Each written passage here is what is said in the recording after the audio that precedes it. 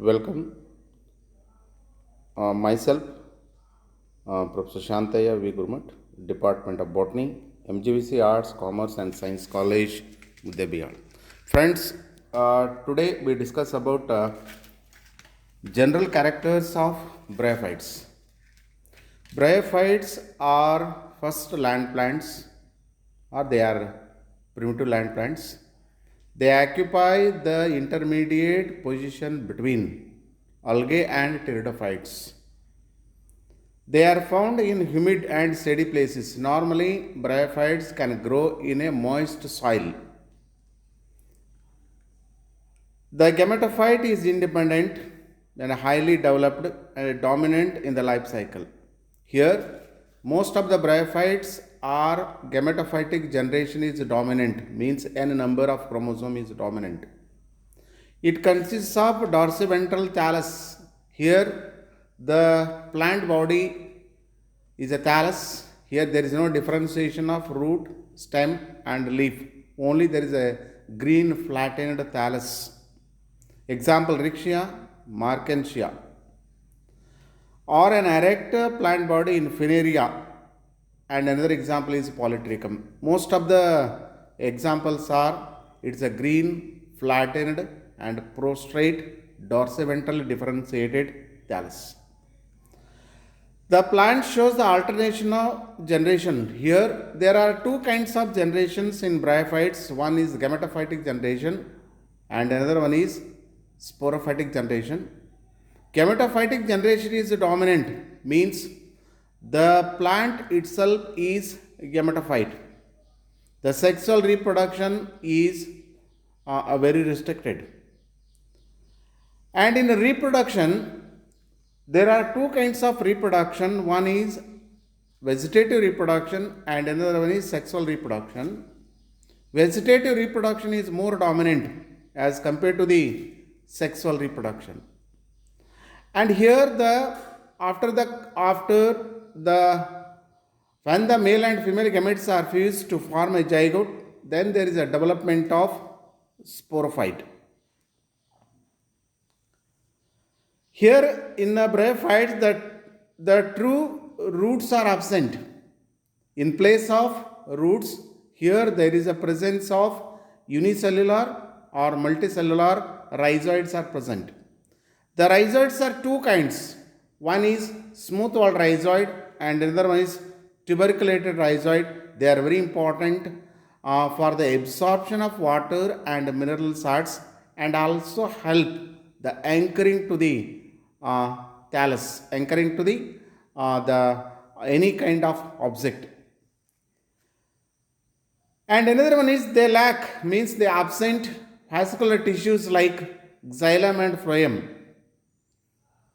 Totally xylem and phloem are absent. Yeah, the entire cells can function as the xylem and phloem cells function. The internally means the internal structure of plant body. Here only the differentiation of two kinds of cells. Some cells are green. They are photosynthetic in function. Normally in the upper surface of the thallus, means upper side of the thallus. And the lower region is colorless because they are storage in function. And next one is the vegetative reproduction is more common by number of methods, by fragmentation method, tuber formation, gymna formation, persistent apoapsis, and number of methods. The sexual reproduction is by oogamous type, means by gametes.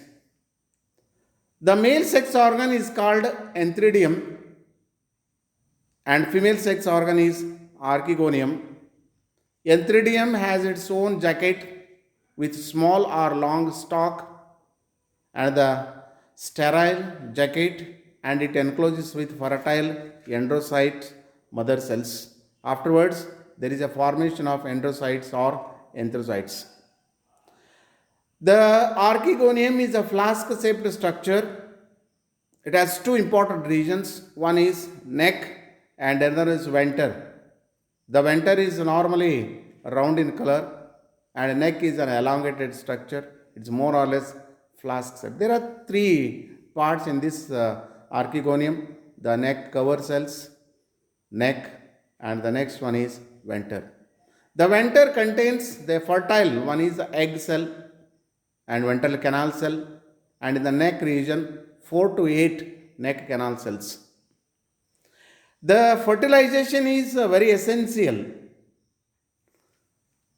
Fertilization is a very in bryophytes. Fertilization in presence of water, because the antherozoids or gametes, male gametes, are free swimming with the help of flagella.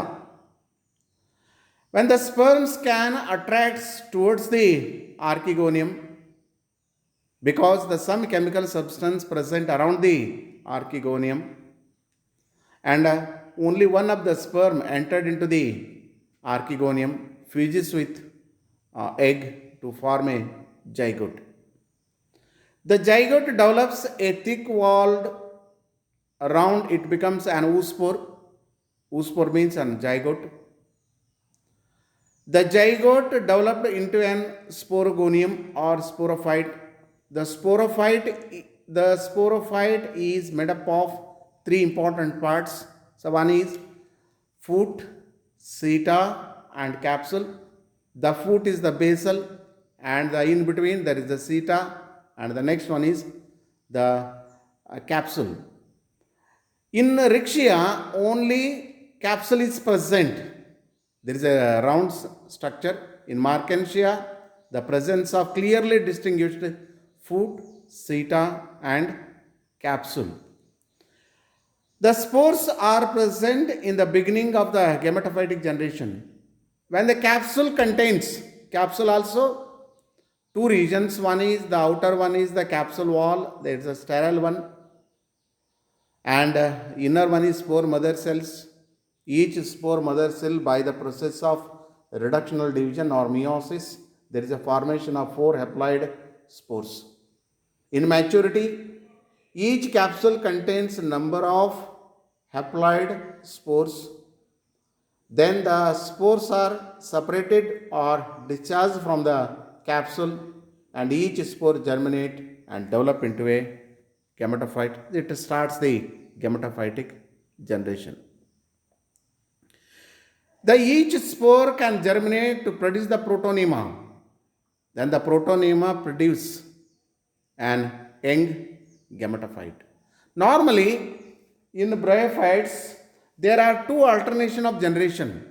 One is the gametophytic generation. Gametophytic generation, it starts with the thallus, because the thallus itself is gametophyte, means an haploid. It produces two kinds of sex organs, the male and female sex organ. The male and female, male sex organ is known as antheridium, and female sex organ is known as archegonium. Both male and female sex organs are either developed in the same thallus, or it may be in separate thallus, either in homothallic or it may be heterothallic. The male sex organ means the antheridium produces the antherozoids or sperms, and archegonium produces the egg. Both are united to form the zygote. Then after the completion of the zygote, it starts the diploid generation or sporophytic generation.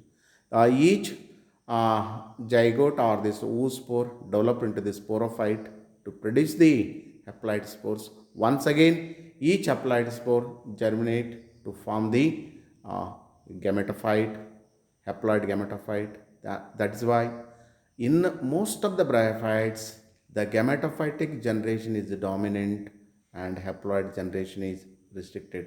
Friends, so today's class, so we discuss about only the general characters of bryophytes. In the next class, we discuss about the classification of bryophytes and along with the few examples of bryophytes. Thank you, friends. We meet in the next video. Thank you.